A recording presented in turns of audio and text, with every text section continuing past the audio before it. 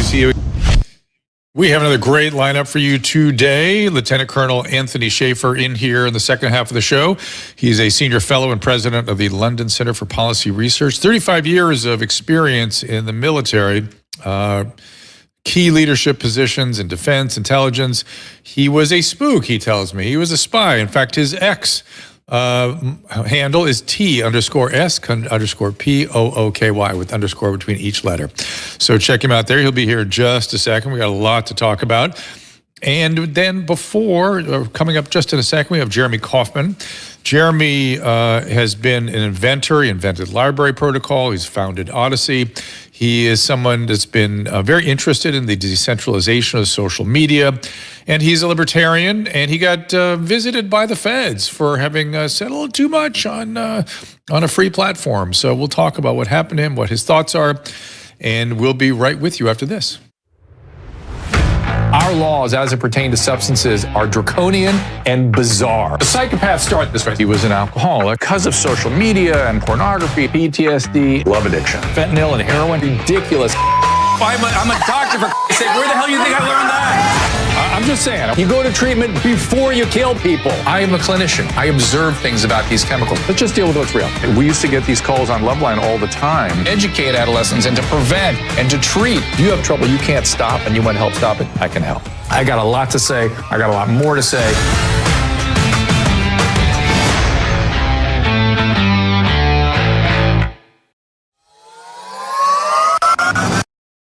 Joint and muscle pains are exhausting and frustrating, but I've got a over-the-counter medication I want to introduce you to that provides great relief using the power of, check it out, chili peppers. Capsidin is made with a proprietary formula that contains no non-steroidal anti-inflammatory agents, no opioids, no anesthetic or steroid, nothing, no chance for addiction, no side effects, no chance it's going to interact with other medication you might be taking. Capsidin contains capsaicin, which is the substance in chili peppers that burns your tongue. That gives you that burny feeling. And of course, I've recommended capsaicin creams to patients over the years, but other capsaicin creams burn your skin. That's what makes capsidin so unique. In clinical trials, capsidin has actually been demonstrated not to burn. I've been using capsidin to relieve my pain in my hands and my wrist from carpal tunnel syndrome and arthritis. The results have been amazing. I use it every day during my show, and I highly recommend it. Get the pain relief you need from various sources, even backache, sprains, bruises even. Order now at capsidin.com/Drew to get a 15% discount plus free shipping. That is CAPSADYN, capsidin.com/DREW. Yeah, as I said, we'll have Lieutenant Colonel Shaffer in a second. In addition to all that I listed earlier, he was important roles in interagency operations, NSA, CIA, FBI, all the three-letter agencies that Mike Benz has alerted us to the concerns about. But right now, we're going to go to Jeremy Kauffman. You can follow him on X at Jeremy Kauffman, KAUFFMAN. His website is KAUFFJ.com. And the FBI visited Jeremy. We'll hear about in just a second. Welcome to the program. Hey, it's great to be on. I'll do anything to get on this show, including stand up to federal agents, so whatever it takes. I'm so glad you did. So I'm going to step aside of that story for just a second and talk more about your libertarian predilections and what you're doing in the great state of New Hampshire. Sure, they're closely related. So I moved to New Hampshire more than a decade ago as part of the Free State movement, which is this movement to concentrate libertarians in one physical place. Sort of the core idea is recognizing that libertarians have lost forever and are likely to continue to lose. But there are enough of us that if we stand together, we can be stronger.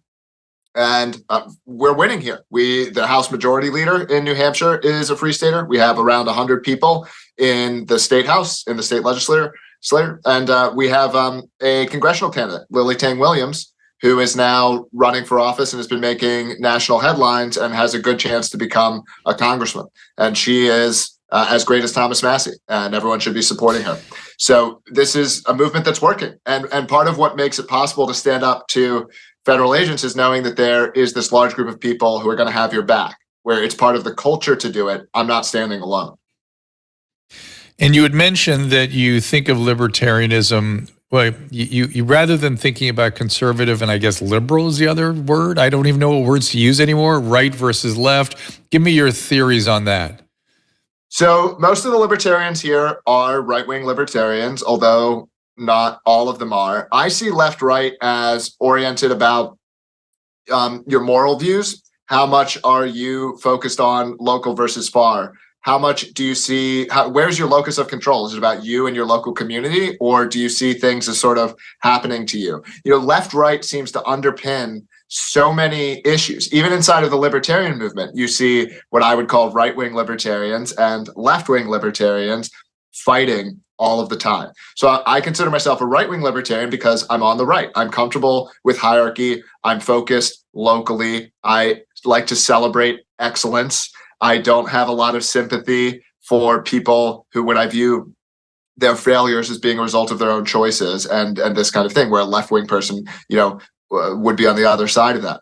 I don't consider myself a conservative because I consider conservatism to mean how much your orientation is about keeping things as they are, right? Conservative, that's what it means. It's like reactionary. Yeah, exactly. And so I would see progressive as being on the other side of that, where you're explicitly focused on changing things. So is it so one of the things that has been preoccupying, I by the way, I'm 1,000% a free speech literalist, absolutist, and so there's more my libertarian instincts are. And I thought I was kind of a libertarian until I met my friend Kat Timpf, and I've said this many times, and I thought, oh right, that's a libertarian. You can't really have a heart and be a libertarian, and I say that with my tongue in my cheek. It's not meant to be critical. It's just meant to be that it probably is my left-leaning stuff that gets in the way of my being a full libertarian.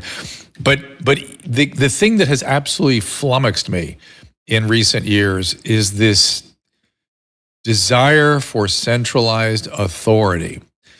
So, I mean, it is just, again, flabbergasting. I'm gobsmacked that in the face of the historical sweep of the outcome of centralized authority and the evils that are done and the excesses that always come, that people want that? Do they know that's what they're leaning towards? Again, it's so hard for me to get my head around.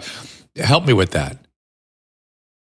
So this is a really fascinating area. I tend to be on the side of, we really do have fundamental differences. We have fundamental different psychologies and worldviews.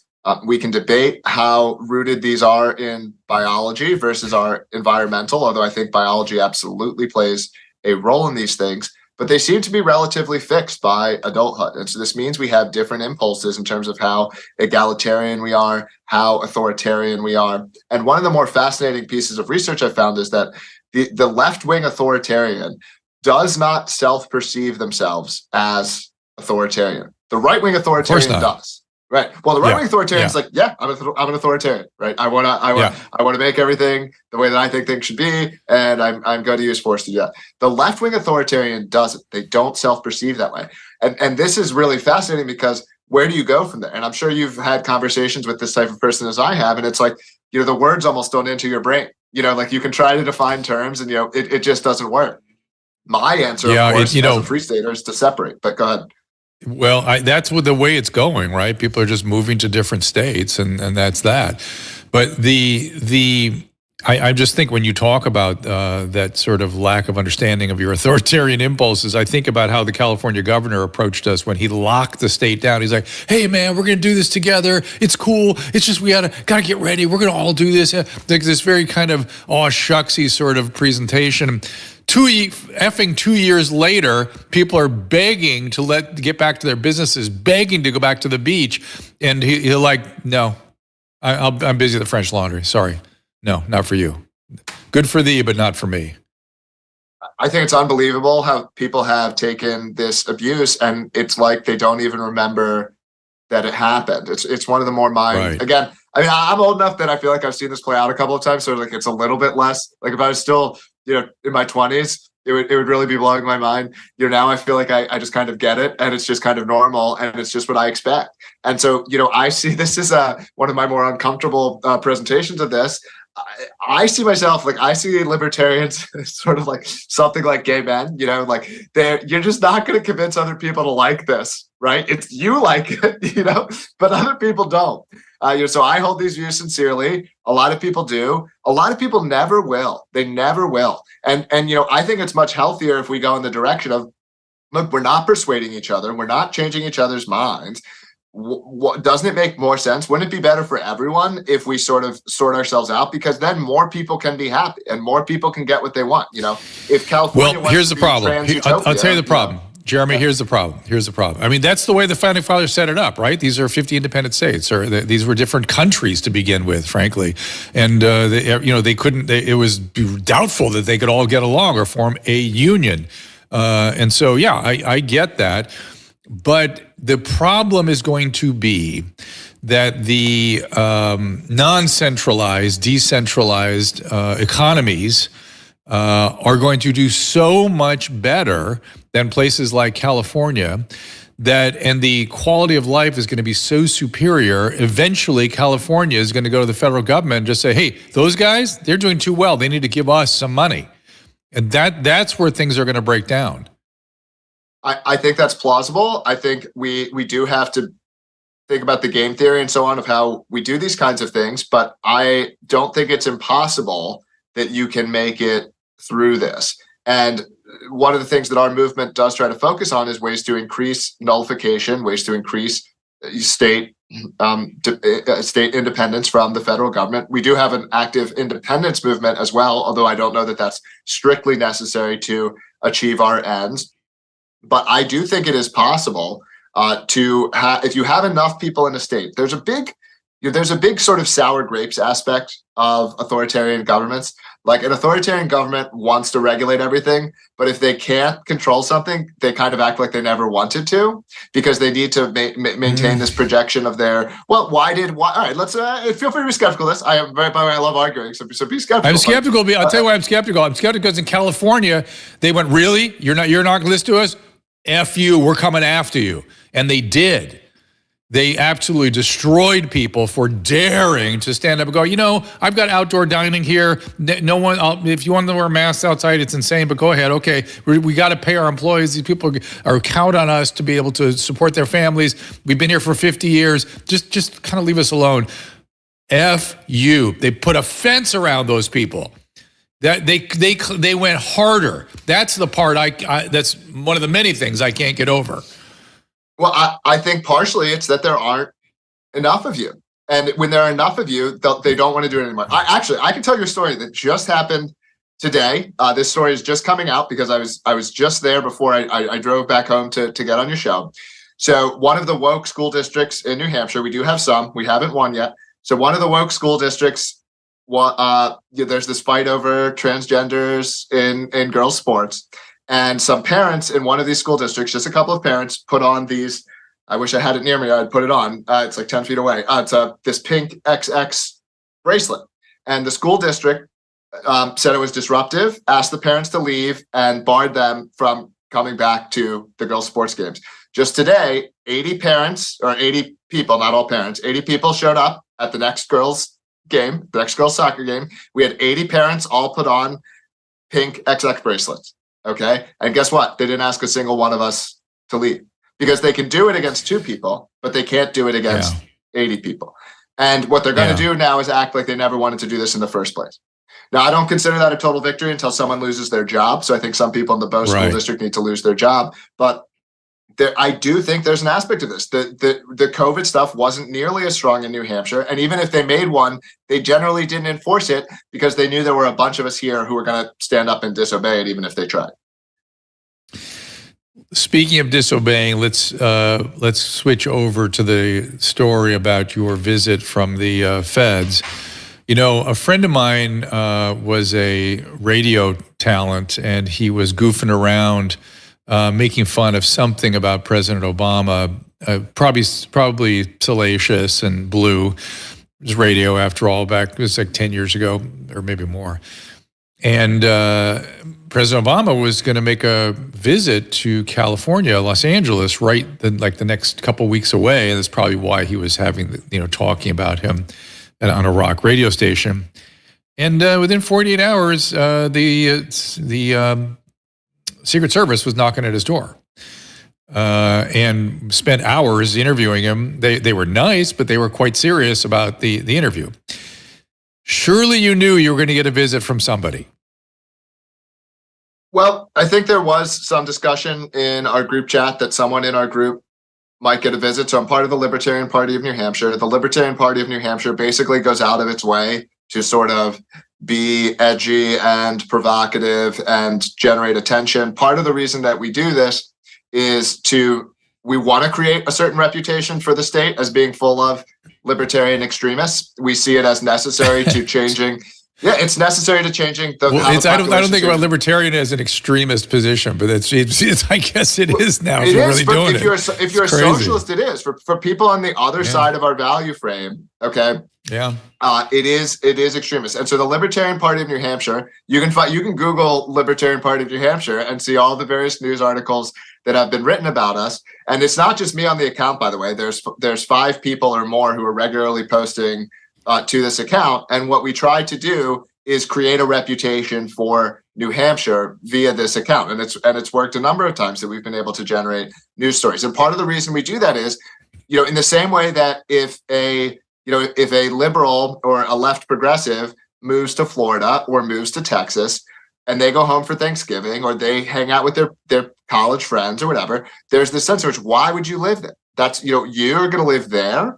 And we want New Hampshire to have that same reputation. We do not want anyone left wing coming into the state of New Hampshire. We do not want them to move here. And ultimately, if they can't accept a libertarian power structure, we want them to literally leave the state. We want them to self-deport. And we already have a lot of instances of self-deportation that has happened. So we play it from both sides. We have people who play, a very tight to the chest, go and get elected as Republicans, and Democrats get into office. And then we have another wing that attempts to be a sort of more, so we have the Malcolm X side and we have the Martin Luther King side, and LPNH's job is to play the Malcolm X side. It is extreme beyond, I think, what even LPNH members believe. And we use the account in a provocative way. And now, of course, and by the way, I'm not taking credit for that tweet. We don't even know specifically why the FBI visited, because the FBI did not state in their visit why they were there. And so also, I think if the FBI is going to visit someone's house, they need to say why they're visiting someone's house. And at no point did they say that in the video. So it is true that LPNH tweeted that. LPNH also later deleted that as a way of saying that we didn't stand by it. And we put out a longer statement about it. But they didn't say why they were visiting. And I think they want to create this kind of chilling effect around speech generally. There are celebrities who speak similarly to that tweet about Trump all the time. Prominent celebrities hold up a bloody head, talk about how they wish, how they wish the bullet hadn't missed, and this kind of thing. That is a clearly legal tweet under the Brandenburg standard, Brandenburg versus Ohio standard for First Amendment speech. There's another case for this law. I'm trying to remember the case law for it. But again, there's a clear standard around whether you are being specific and encouraging this kind of imminent threat. And so there's nothing in that tweet that is a threat. There's nothing in that tweet that meets the incitement standard. Simply saying how you would react to an event does not meet. So let me drill a little bit further, and I want to hear about your experience there too. But which is, do you have concerns about some of the rhetoric on the other side? This is going to steal democracy. This person's Hitler. This person keeps talking about bloodbath and using that kind of rhetoric. That does not have any specific recommendations for harm, and yet, if you follow the logic out, you'd want to protect yourself from somebody that was going to do those things or who was Hitler. Is it still okay for them to say those things? I think it's all okay. Honestly, in terms of what I would allow, I would actually go farther than Brandenburg, probably, in terms of what I would personally allow in my own society. I think that what all this stuff is showing is that our differences are so fundamental that people are comfortable, with some amounts of violence. And,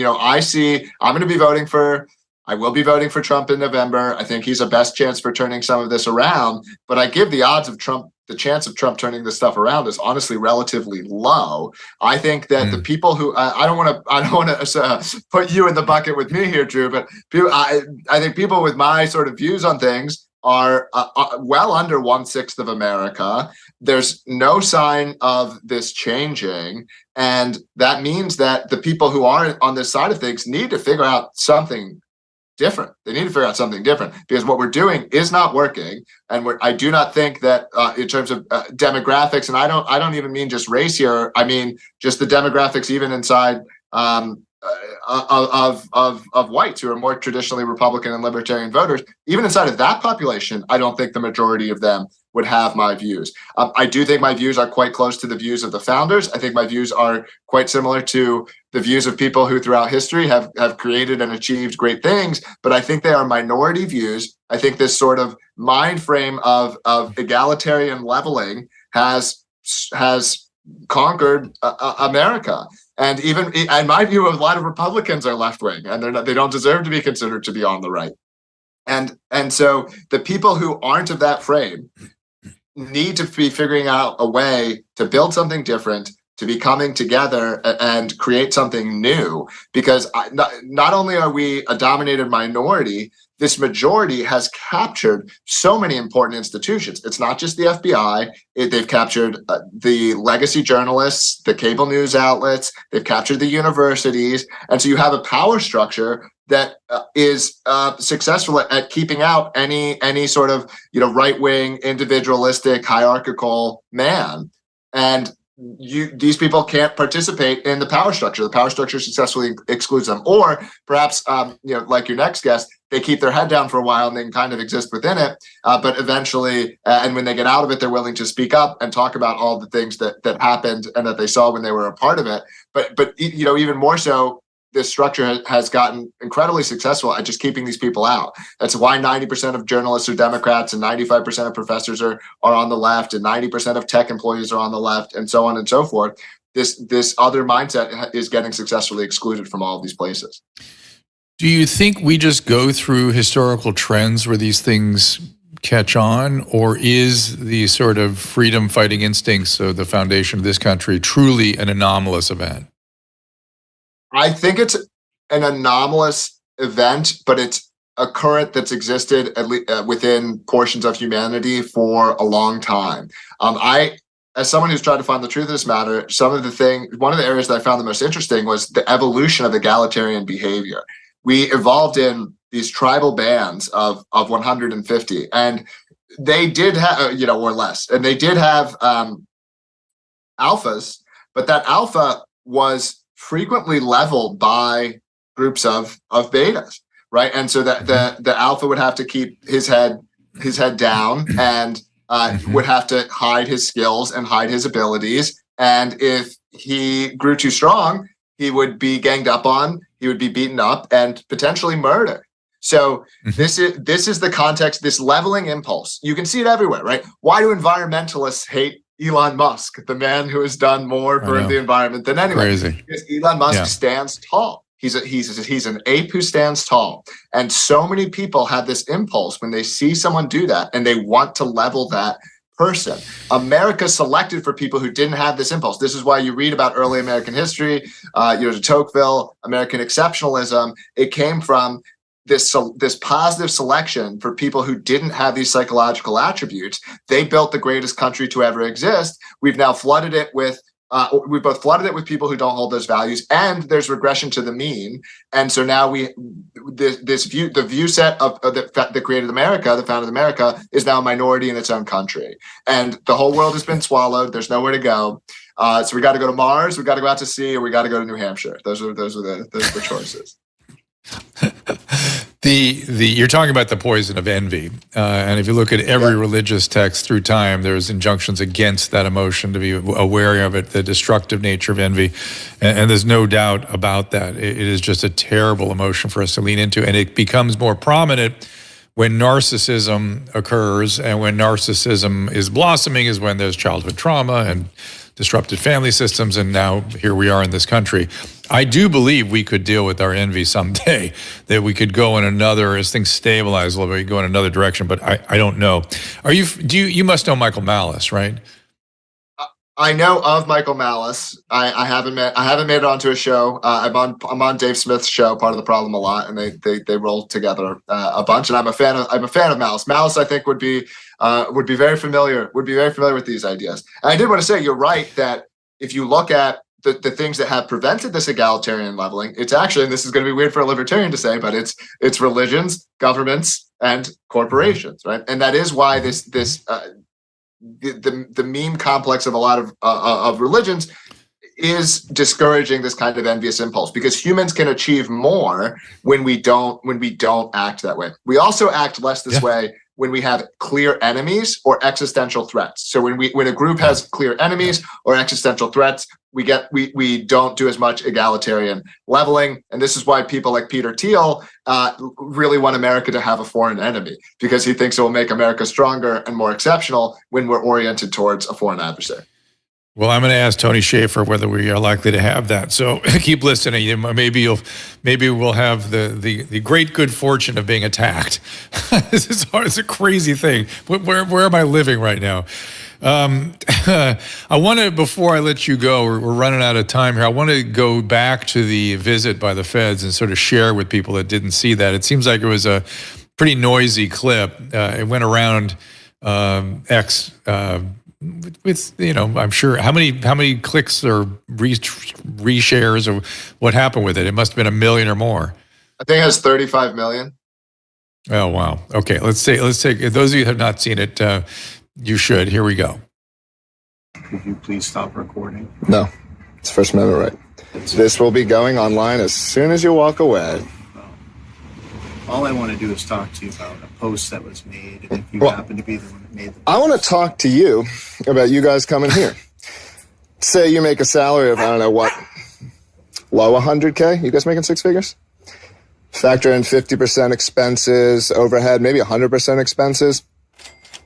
Talking about burning a couple $100 an hour just here, let alone all the time you guys are spending to investigate something that you know is not against the law, right? Like so you're familiar with. So then why would you come? Because we wanted to make sure that there weren't any. No, you're coming because you're part of a regime that does this kind of thing when you know laws aren't being broken, and that's an embarrassment, man.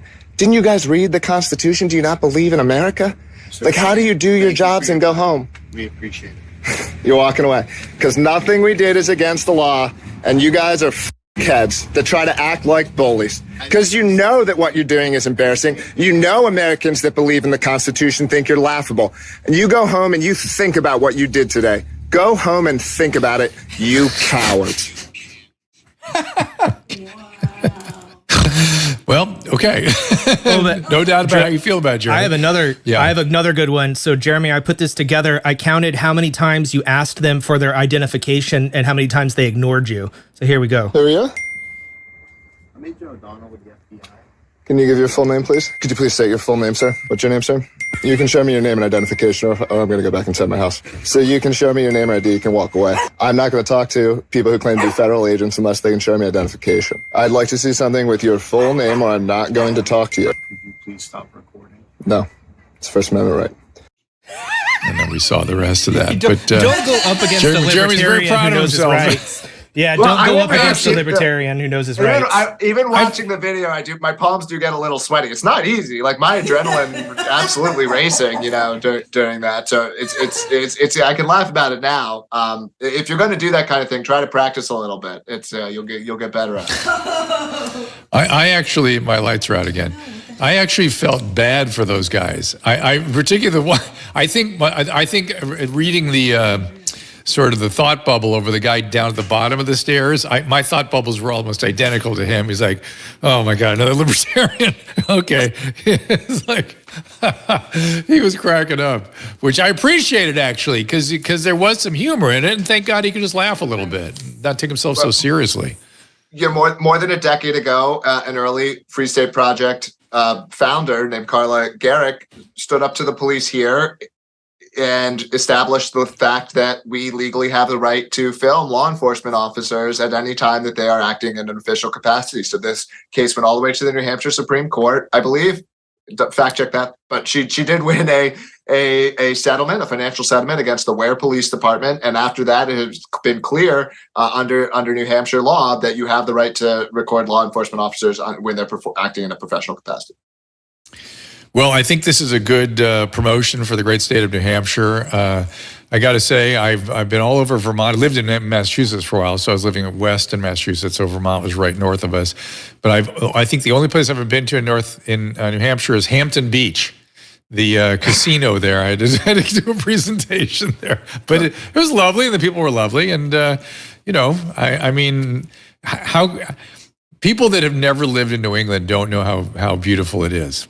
That's right. Yeah. It really is a spectacular region. We have a fun event every summer, porkfest.com. If anyone wants to grab a ticket, it's like a week-long libertarian festival. It's a great introduction to the scene and community here. There'll be several thousand people out at it this year. Because people can also come up for a visit any time of year. But every libertarian's got to check out New Hampshire at least once. And you've got to meet some of the people, too. It's not about the towns and the scenery. It's about this network. We have a network of people, of like-minded people, where you'll be able to find allies and supporters wherever you are. Well, you know what I love about this more than anything is that I love it when our government functions the way it's supposed to. And in the sense that you can grab a group of like-minded people, find representation, send the representation to the state and federal government. That is how this is supposed to work. So for that, I applaud you and keep up the good work. Thanks. Live free or die. All right, Jeremy, thank you so much.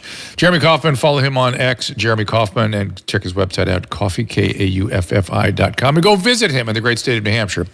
So what we're going to do is take a little break, and when we come back, we're going to get Lieutenant Colonel Anthony Shaffer in here. As Jeremy pointed out, he was very involved with the three-letter agencies and how they operate. There is his book, Operation Dark Heart. Read that. We'll be promoting that in a second. I'll tell you what's in there. 30 years of service in the Army. And you can follow him at, put it up there, Caleb. It's an odd thing to say. It's T Spooky, all capital with an underscore between each letter, TSPOOKY. There it is. Check out the underscore. Those letters aren't just separate. It's underscore between each letter. Follow him there. And we were going to talk about what he has learned. My understanding is it's a Mike Benz-esque romp we will take here in mere moments. Stay with us. I'm excited to bring you a new product, a new supplement, Fatty. I take it. I make Susan take it. My whole family takes it.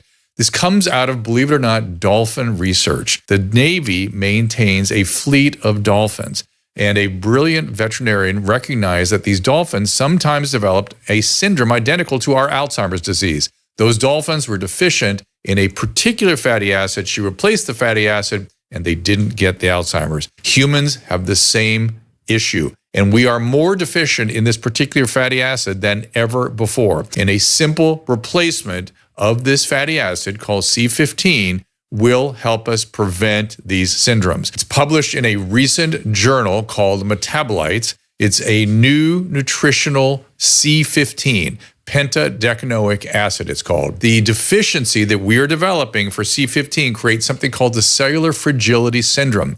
This is the first nutritional deficiency syndrome to be discovered in 75 years and may be affecting us in many ways, and as many as 1 in 3 of us. This is an important breakthrough. Take advantage of it. Go to fatty15.com/Dr. Drew to receive 15% off a 90-day starter kit subscription, or use code Dr. Drew at checkout for that 15% off, or just go to our website, drdrew.com/fatty15. Many of us have not gotten over COVID. I'm not talking about the virus itself, but the response. We were flabbergasted by what the government could do to us. There is no telling what they might pull next time, and it's looking more like there will be a next time. So we all have to be what I call rationally ready. That's where the wellness company comes in. TWC is about access to physicians via telehealth, access to potentially life-saving medication. Years ago, having access to medication and telehealth might have seemed crazy, but now it seems crazy not to. Now, with claims that gain-of-function research have been done on the bird flu, I urge everyone to take control of their healthcare with the help of the Wellness Company. Go to drdrew.com/TWC for 10% off all their products, including the 4 medical kits, each of which has a different purpose. And we've added Tamiflu to one of them in case the bird flu does become a problem for humans. Be rationally ready. drdrew.com/TWC for 10% off. I ain't Dr. Drew. Dr. Drew. You want to spend the whole session talking about Dr. Drew? There you go. Even you call him Dr. Drew.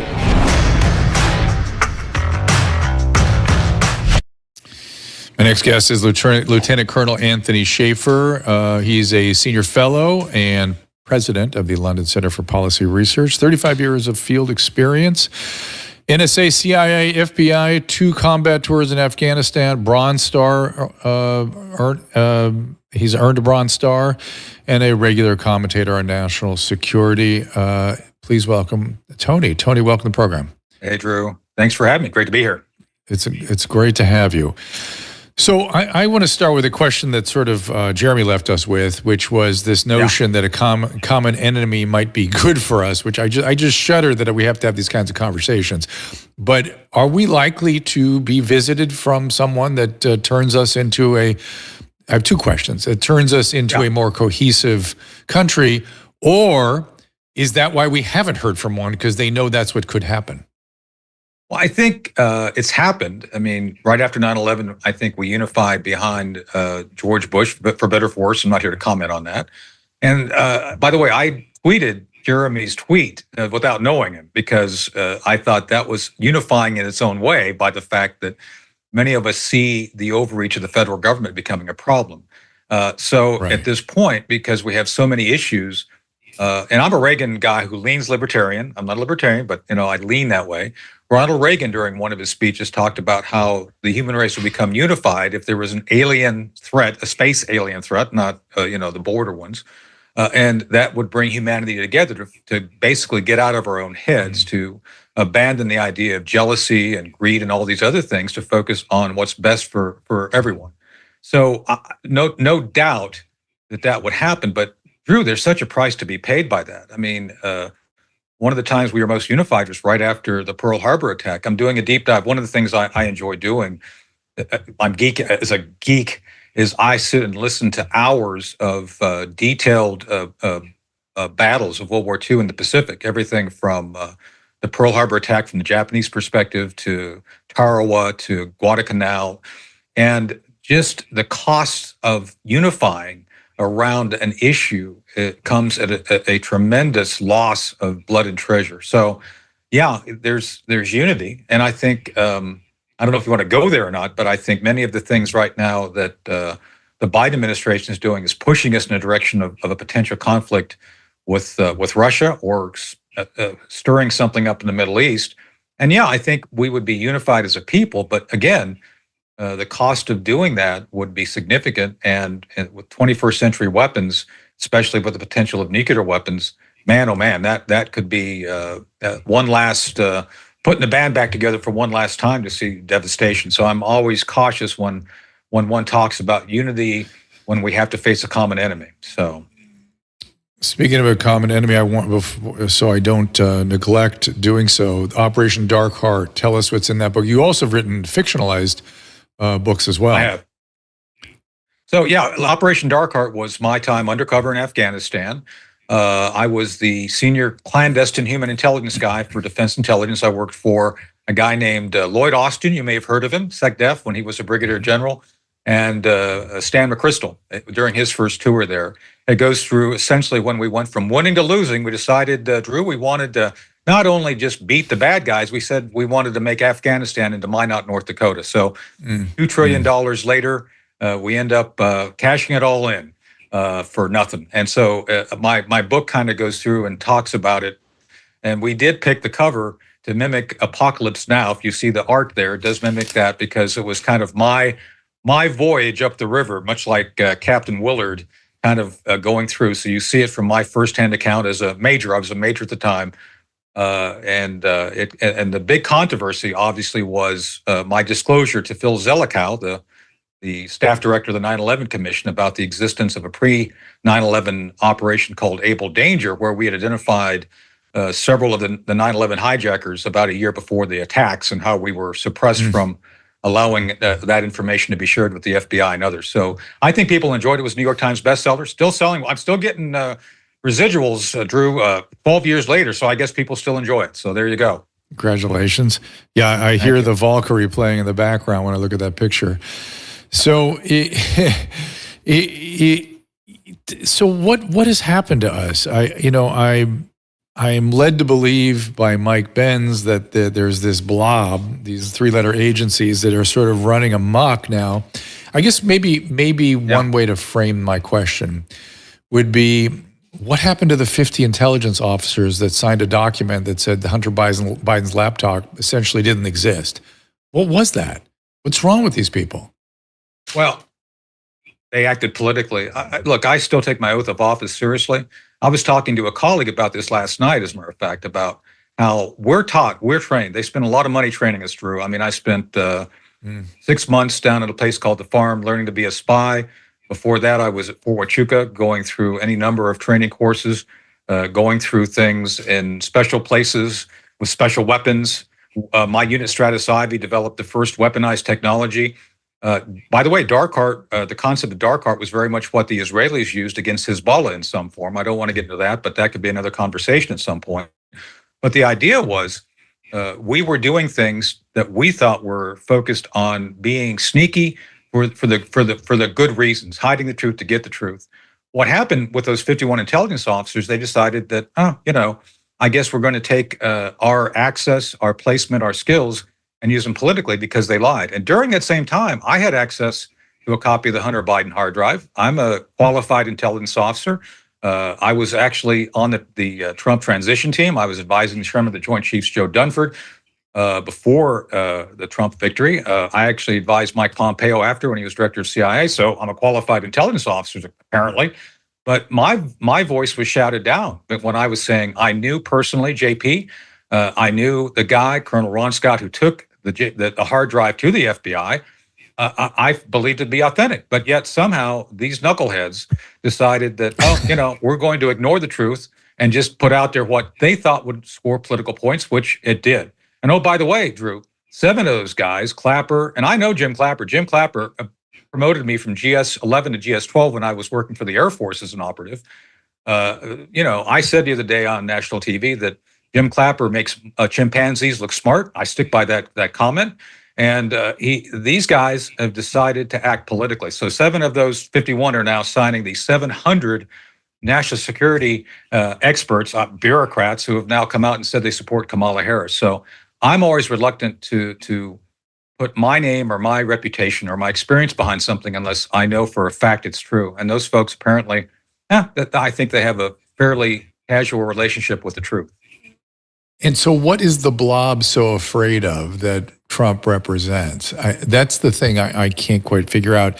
And is it possible that they're operating in the best interest of the public, or at least they certainly believe that? There's the permanent state has become essentially an entity of itself. It does vote, it does act. It's also known as the deep state. And the administrative state's very powerful. Look, we just talked about tonight the FBI, I think, clearly exceeding its authority, acting in a political manner. I think that's what they're afraid of, Drew, is that the FBI and others, would be put back within a box. I'm a constitutional guy. I'm like you. I'm a First Amendment purist. I think we should be looking at things from the perspective of minimizing federal authority for purposes of maximizing freedom and expression. And it's dangerous when you have the deep state, the administrative state, picking a political side because they think they see benefit. And I think that's what it is. They see more benefit from being on the Democrat side. And heck, a lot of those guys that are assigned that are more, I think, Democrat operatives than they are intelligence professionals. And look, I'm running for office here in North Carolina as a Republican for a local office, county commissioner. I'm not saying I don't act politically.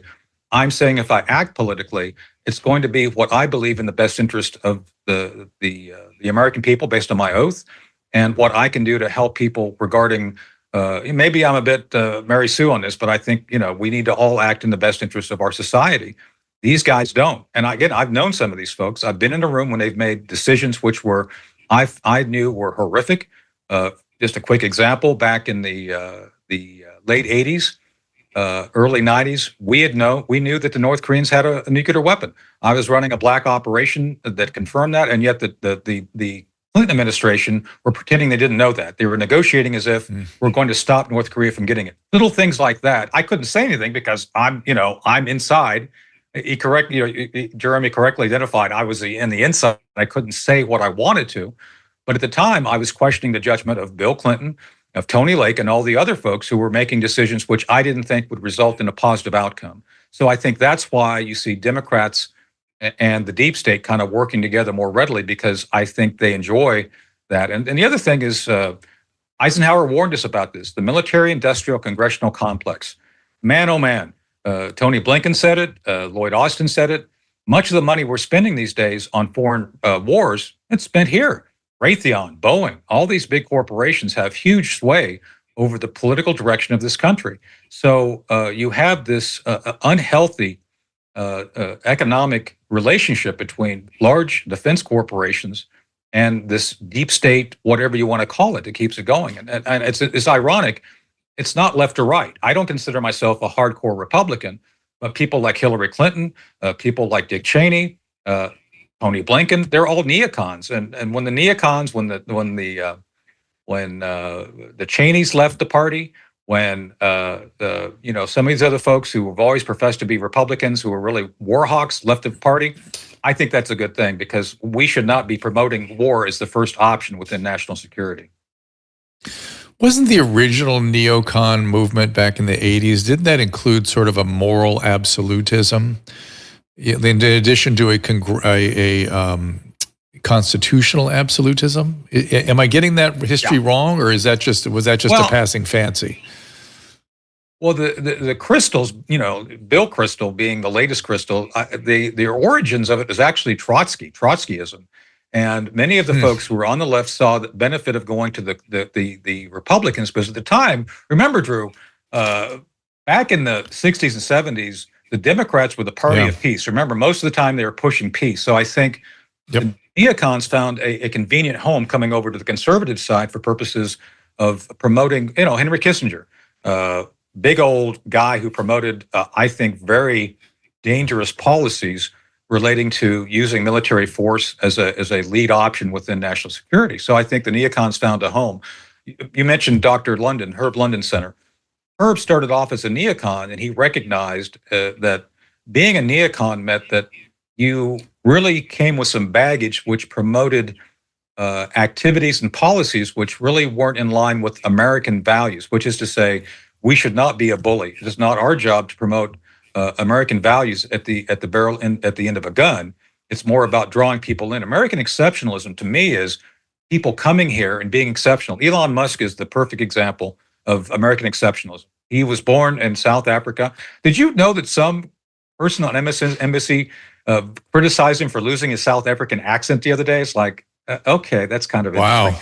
Anyway, yeah, I know. So my point being is, he's exceptional because he came to America, and he's the tall, Jeremy just said it. I love that. He's the big guy that they all want to get, even though his values, I think, are very American, very mainstream. Yet somehow he's becoming extremist because he doesn't go along with the pack who wants things differently. So I think that's why the neocons, I think, left the Republican Party right now and have gone over to the Democrats. Yeah, and like Jeremy and I were discussing, this instinct to centralize authority in a faraway land in Washington, D.C. is such a bizarre instinct. It's so contrary to the sort of American ethos and the way the Constitution. Exactly. And I understand there's always a pull between sort of Hamiltonian versus Jeffersonian views. But what would these people say? What would their defense be? In other words, I always like to try to understand the other side of the table. And to me, it's on my side, it's thriving and economy and raising all boats and living a independent, actualized life where the fruits of your labors are enjoyed, and all these things that the country was founded on. Would they say on the other side, look, you don't understand, it's a complicated world now. We have to be able to exert authority at a distance. And in order to do that, we have to have lots of secret. What would they say? What would their defense be? Well, you've answered your own question. That's what they're against. They're against the idea of decentralized control because that creates uncertainty. One of the things I've noticed from being in a room with a lot of these guys is the idea that we're smarter than everybody else. Just ask them; they'll tell you. Is that true? They really believe that? That is disgusting. Oh my God. That's disgusting. Ugh. You know, the boy wonder right now, the National Security Advisor, Jake Sullivan, got promoted because he has become the guy that everybody looks to for this quote unquote a fabulous, brilliant insight of foreign policy. Look at the mess he made. So I'm a practical guy. I sat in the room. I think you'll think this is funny. Bud McFarland was a friend and a mentor of mine, National Security Advisor to President Reagan. We were in with the Chairman of the Joint Chiefs, Joe Dunford, giving him some insight about what to expect whoever won the election in 2016. And Bud McFarland looked across at General Dunford, the Chairman of the Joint Chiefs, and said, General Dunford, I want you to know that everybody in this room, and Mike Flynn was in the room, and Jim Woolsey, and Dick Newton, and Ambassador Hank Cooper, he says, I want you to know that everybody in this room was fired from the best jobs they ever had. And I thought that was a great moment because it's true. Because the idea here is that we were all independent thinkers. We thought that things had to be done a certain way. And because of that, the deep state, the administrative state, we went against the powers that be, and we paid that cost. And I think I'd still do it again in many ways. I was a whistleblower on 9/11 and all that, but that's the issue. It's the idea of power down, trying to get information out, which is real versus theory. And I've said before, Drew, that we have the high school debating team in charge of national security. Big on theory, big on concepts, but low on experience and not a very good practical understanding of how the real world works. What do you imagine? I'm going to switch gears on you quickly here. The Olivia Nuzzi or Nutzi, whatever her name is, and this nonsense. I mean, no, RFK Jr. Look, he was an addict. He probably was a sex addict one time in his life. He can't respond to these things. His sobriety, he won't make it. He'll die of drug addiction if he starts to go down that road. So the fact that they were trying to set him up, first of all, the ethics are just beyond. But does this smell like an operation to you? Oh, it does. Look, I'm in recovery. I just passed 32 years of sobriety in AA. Congratulations. And so, thank you. No, greatest thing that ever happened to me, getting my act together and focusing on getting things done and turning my life over to the higher power. But with that said, I think they're going to go at people right now, Drew, to get at them in ways it's hard for them to respond without compromising their integrity or their program. I've met RFK. I actually was going through security at the White House to meet with the Trump administration. He was there in line ahead of me, and I talked to him briefly. So I think this is designed to get at him in a way in revenge for him endorsing Trump. And Mark Robinson right now is going through some of that stuff. Before the show, I looked at some of the feeds on that. They're going at him in such a way it's very difficult for him to respond.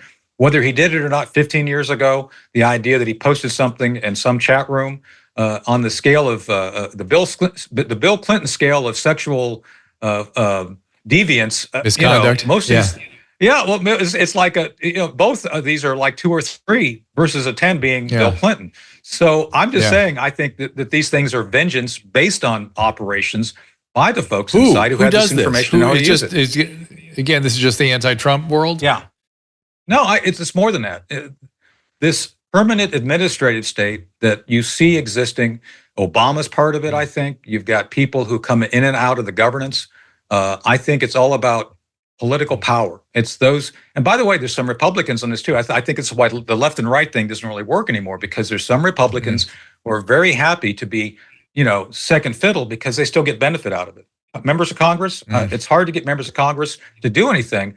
I was sitting in with my member of Congress when I became a whistleblower, and just before I talked to him, he was out slamming whistleblowers. He was actually slamming legislation to stop, and he was saying, "What can I do to help you?" So I'm just telling you that there are forces within the government which want to protect the government. And you've been around a long time. You understand how organizations work. After a certain point in time, organizations become more focused on self-sustainment than doing the mission they were designed to do.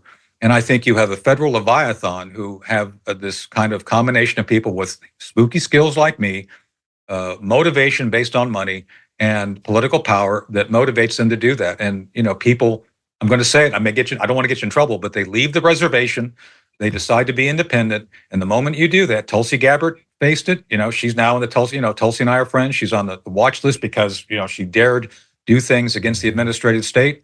RFK had this operation against him, Mark Robinson.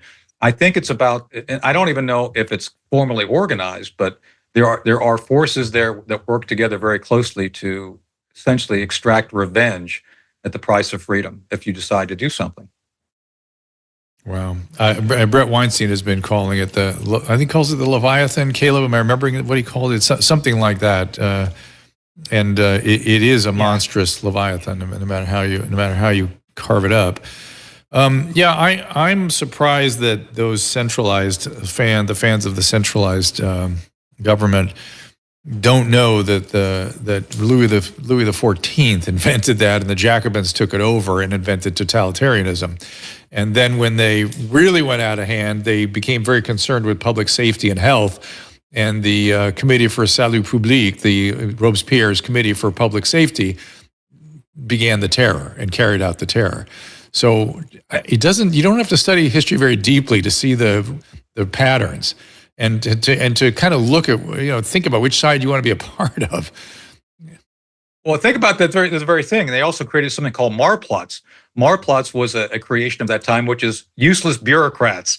Just saying, because you have this big government which is sucking up resources constantly and doing very little. I would argue, shut the government down and see what happens. I think most Americans wouldn't even notice it for the most part because so much of it is detached from our daily lives. Yeah, absolutely. For sure. Well, I mean, Musk is going to be the czar of efficiency in the government. It'll be interesting to see what he comes up with if he has that chance.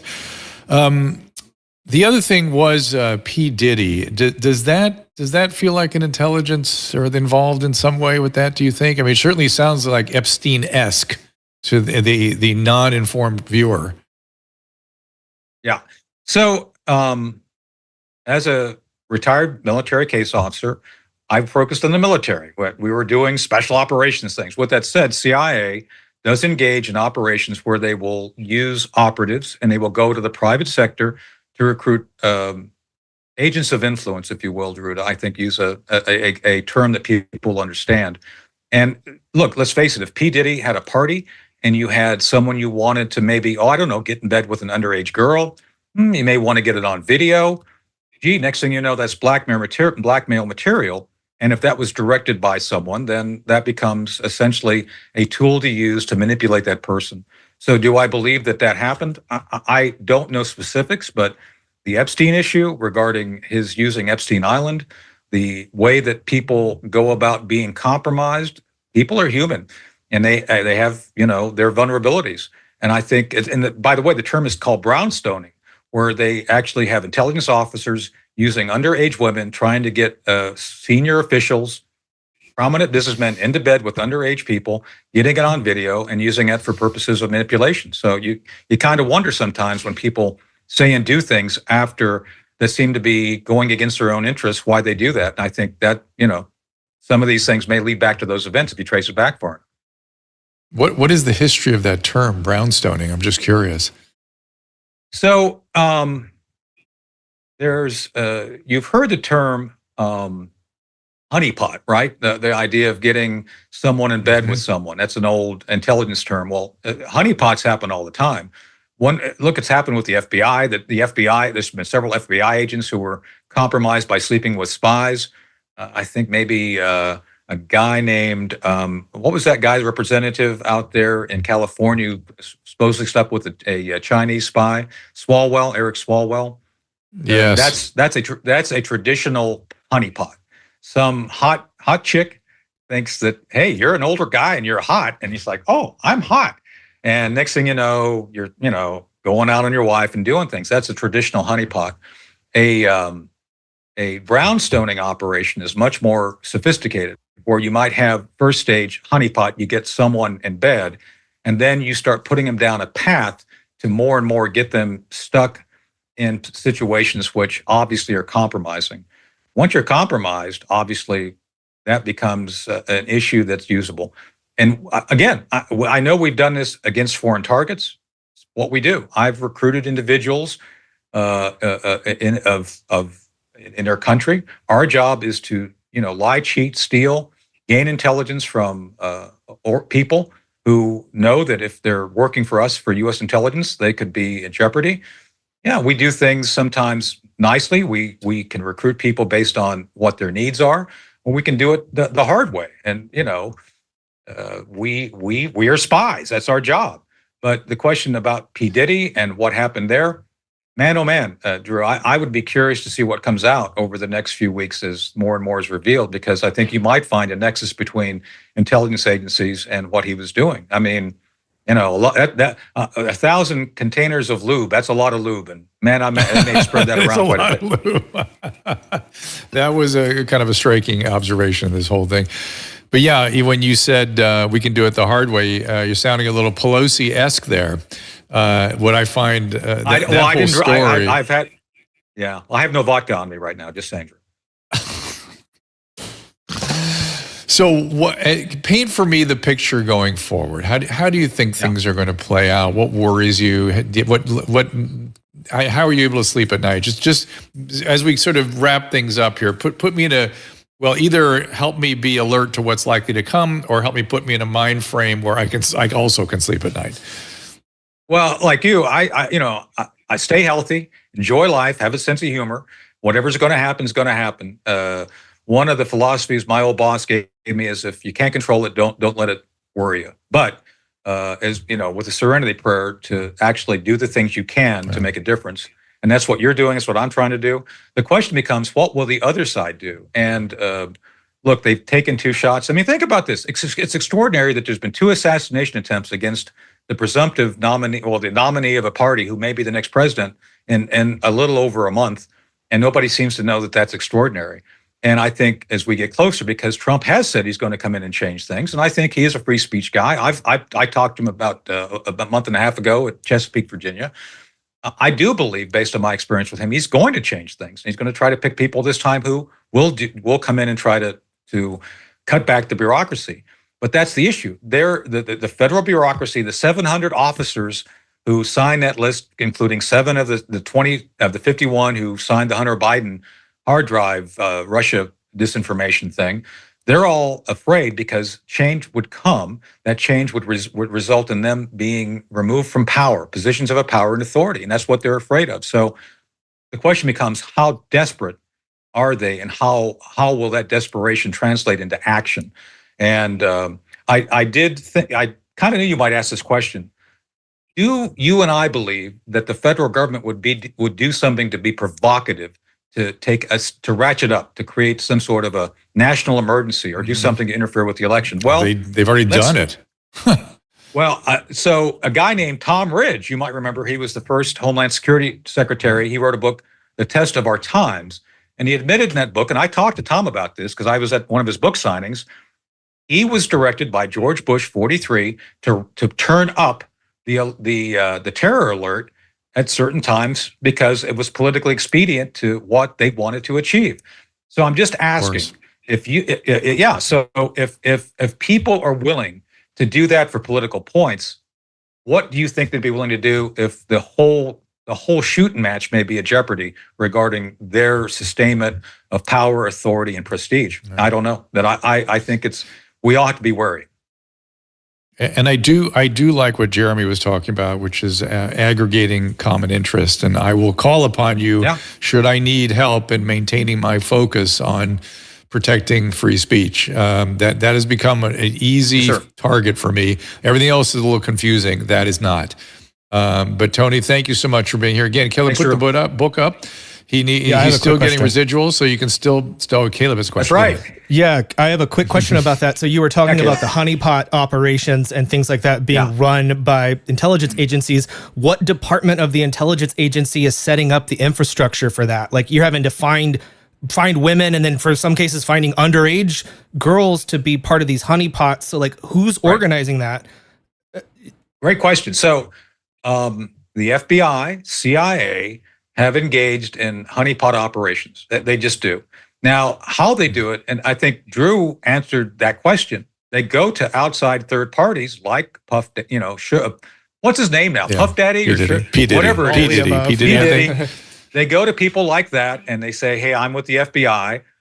Would you be willing to cooperate with our operation? That's how they do it. Or Epstein. Epstein, I think, was being paid a lot of money by the federal government for purposes of doing this sort of thing as a third party. That way you've got what we call plausible deniability. Oh, we didn't do that.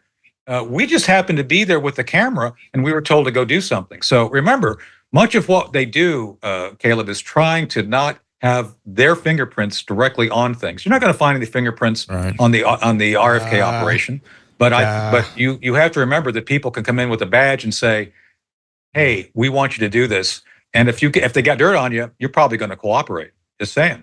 Yeah, I get it. And then you won't talk about it because you don't want the dirt getting out on yourself, so you're stuck. That's right. Yeah. That's right. That makes sense. That's right. Caleb, when they show up for you, Caleb, you have to be careful. There's a lot of dirt out there, my friend. So. I'm lucky. There's zero dirt on me. I'm fine. I'll laugh at them like Jeremy did. I'll be like, what's your full name? Come back with a warrant. I want to know if Obama's going to get canceled. Oh, Susan is convinced that former President Obama is going to have some sort of that some of this may be directed towards him and there could be a cancellation heading his way. Well, I've said publicly several times that he approved the Russia collusion narrative. If you remember, Susan Rice, the National Security Advisor, wrote a memo, I think it was like the 9th or 10th of January, saying, oh, we did nothing wrong. And I've talked to folks who were familiar with that decision. Obama personally had to approve the FISA warrant exceptions. And by the way, Jeremy was correct. The FBI can't just show up and say, we want to talk to you. They have to have a predicate. They have to have a reason, something that says we really need to talk to you, And in the case of where you want to do that without, Mike Flynn was a U.S. citizen, a bunch of other folks were U.S. citizens, and you have to go to the White House to the presidential level to get a waiver from doing to be able to avoid that requirement. I know because I've had to go to the White House to get those approvals at times, and to get that approval is extraordinary, and it has to be waived by someone up to and probably the president himself, because that was extraordinary. And there are restrictions which prevents, theoretically, us being spied on by our three-letter agencies. But there are waivers, and those waivers can be had by the president and the White House. Tony, thank you so much. I hope to talk to you again very soon. Good luck with the book and all your work. And I really appreciate talking to you and you sharing your thoughts with us. And it's been enlightening. Thank you, Tony. Thank you, sir. Again, T-Spooky with underscore between each letter, TSPOOKY. Follow him on X. And do get the book. What's that, Susan? Doing it right now. Doing it right now. Good. She's going to follow him. Excellent. You are. I am. Good. I'm fine. I want to follow him for sure. So let's put the upcoming guests up here. We've got Lisa Logan tomorrow and Penelope Ann Miller. Both going to be great guests. Penelope Ann Miller, I was looking at her IMDb. She's been in everything. And Lisa Logan, I was watching some videos with her. Interesting stuff. Alex Jones, August 9th. Robert Malone, August 10th. Andrew Gruel, August 15th. Yeah. Look, Barsh is not to be stopped. Scott Atlas and Dr. Darshan Shah. These are all really, really exceptional guests, so I hope you'll stay with us. Do tell a friend. Do subscribe at Rumble. Do support the people that support us so we can keep doing this thing. Caleb, any last-minute thoughts before I wrap this up? Nope. I'm very excited, as everyone knows, for Alex Jones coming up. That's. Yes, I grew up in Austin. You can jump in. I grew up in Austin, Texas, where he started, and I have very early childhood memories of being in my dad's truck and hearing this blah, blah, blah, blah, blah, blah, yelling, and it was Alex. His classic Alex. Interesting. Tomorrow we'll be here at 3:00 Pacific, 6 Eastern. On Thursday, Susan will take over at 2:00 Eastern, yes, 2:00 Eastern. 2:00 earlier time Eastern. 11:00 Western. And then I think next week, are we gone most of the week? It's kind of a weird week because we're going to be traveling. We're going to be, all right, we're going to be visiting Caleb in the great state of Alabama. We're excited. We're going to the Skank Fest, and everybody. Then we have the Skank Fest in Las Vegas. We got a lot of traveling the Skank Fest is next weekend in Vegas. If anybody wants to go, be sure to go. It's a huge comedy festival with all these great comics from an extraordinary Friday, experience. Saturday, and Sunday. Extraordinary. Next weekend, get your tickets. Get in there. Yeah, extraordinary. Caleb, you got to come some year if we manage to survive this one. All right, everybody, we'll see you tomorrow at 3:00. Did I say who the guests are tomorrow? Yes, I did. Lisa Logan and Penelope Ann Miller, and we'll see you then at 3:00 Pacific. Ask Dr. Drew is produced by Caleb Nation and Susan Pinsky. As a reminder, the discussions here are not a substitute for medical care, diagnosis, or treatment. This show is intended for educational and informational purposes only. I am a licensed physician, but I am not a replacement for your personal doctor, and I am not practicing medicine here. Always remember that our understanding of medicine and science is constantly evolving. Though my opinion is based on the information that is available to me today, some of the contents of this show could be outdated in the future. Be sure to check with trusted resources in case any of the information has been updated since this was published. If you or someone you know is in immediate danger, don't call me, call 911. If you're feeling hopeless or suicidal, call the National Suicide Prevention Lifeline at 800-273-8255. You can find more of my recommended organizations and helpful resources at drdrew.com/help.